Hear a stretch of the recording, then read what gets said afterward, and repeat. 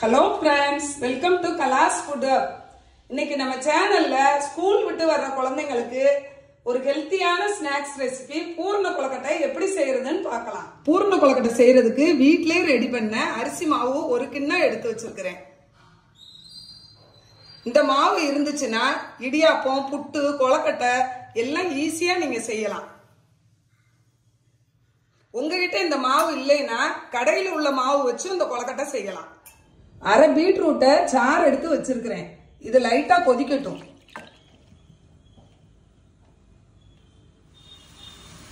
Beetroot சாறு கொதிச்சிருச்சு, அடுப்பை ஆஃப் பண்ணிடலாம். பிஞ்சளவு உப்பு போட்டுக்கலாம்.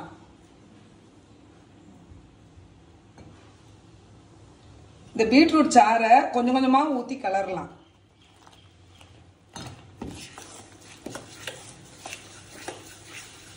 ஊத்திக்கலாம். இந்த கிண்ணத்துக்கு ஒரு கிண்ணம் மாவு எடுத்தேன். ஒரு கிண்ணம் பீட்ரூட் சாறு சரியா வந்துருச்சு. இது கொஞ்சம் சூடு ஆறட்டும். இப்படியே இருக்கட்டும், மூடி வச்சிடலாம்.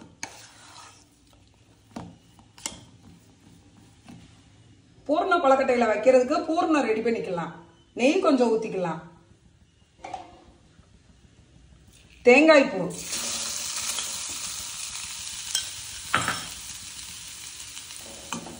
தேங்காய் பூவை சிம்ல வச்சு கொஞ்ச நேரம் வதக்கிக்கலாம். ஏலக்காய் தூள்,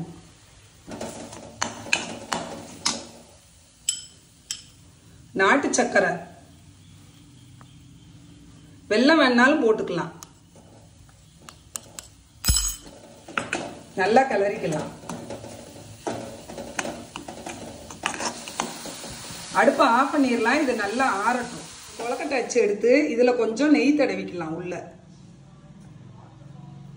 இந்த மாவை கொஞ்சம் எடுத்து இதை இப்படி மூடிக்கிடணும்.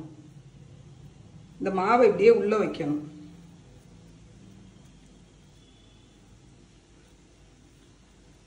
இந்த விரலை வச்சு இப்படியே சுத்திலும் அமுக்கி விடணும். எல்லா பக்கமும் மாவு போடுற மாதிரி அமுக்கி விடணும்.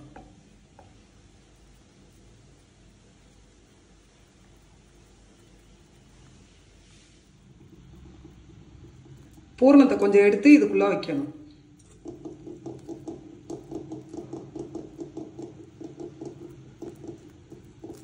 வச்சுட்டு இதை இப்படி மூடிடணும்.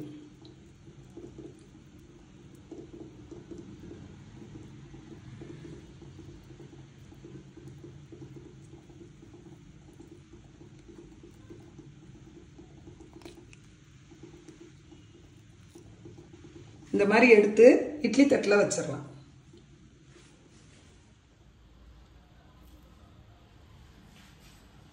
இதே மாதிரி எல்லா மாவையும் செஞ்சுக்கலாம். எல்லா மாவையும் கொழுக்கட்டை பிடிச்சு வச்சாச்சு. இட்லி பானையில தண்ணி கொதிச்சுக்கிட்டு இருக்கு, வேக வச்சுக்கலாம். கொழுக்கட்டை வெந்துகிட்டு இருக்கு. அடுத்து கேரட் சாறு வச்சு மாவு பிணைஞ்சுக்கலாம். ஒரு கேரட்டை அரை கிண்ணம் சாறு எடுத்து வச்சிருக்கிறேன். இதை சுட வச்சுக்கலாம். கேரட் சாறு கொதிச்சிருச்சு, அடுப்பு ஆஃப் பண்ணிடலாம். அரை கிண்ணம் மாவு எடுத்து வச்சிருக்கிறேன்.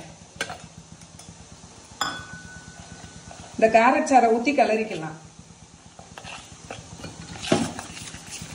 அச்சுல நெய் தடவிட்டு மாவை இந்த அச்சுல வச்சுக்கலாம்.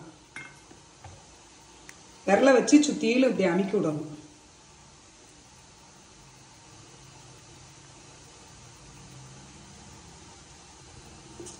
பூரணத்தை உள்ள வச்சுக்கலாம்.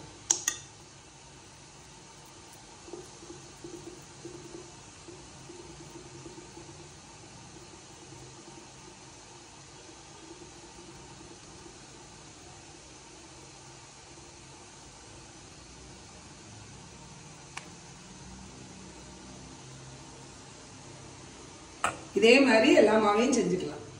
அடுப்பை மீடியம் ஃப்ளேம்ல வச்சு 10 நிமிஷம் ஆகுது. கொழுக்கட்டை வெந்துருச்சான்னு பார்க்கலாம். கொழுக்கட்டை நல்லா வெந்துருச்சு.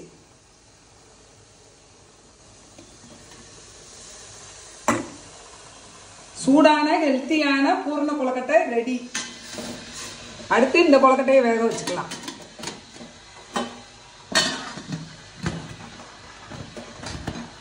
சுவையான பூரண கொழுக்கட்டை எப்படி செய்யறதுன்னு பார்த்தோம். நீங்களும் இதே மாதிரி டிஃபரெண்டா செஞ்சு கொடுத்தீங்கன்னா குழந்தைங்க விரும்பி சாப்பிடுவாங்க. குட்டிமா ஸ்கூல் விட்டு வந்துட்டீங்களா? பேக்க கொடுங்க ஐமாட்ட. உங்களுக்கு ஒரு ஸ்நாக்ஸ் செஞ்சு வச்சிருக்கேன் ஐமா. எடுத்து சாப்பிடுங்க. சாப்பிடுங்க. தேங்க்யூ. உங்களுக்கு இந்த ரெசிபி பிடிச்சிருந்தனா கலாஸ் ஃபுட் ஹப் சேனலை லைக் பண்ணுங்க, ஷேர் பண்ணுங்க, சப்ஸ்கிரைப் பண்ணுங்க. பக்கத்துல இருக்கிற பெல் ஐகானை கிளிக் பண்ணுங்க. Thank you friends.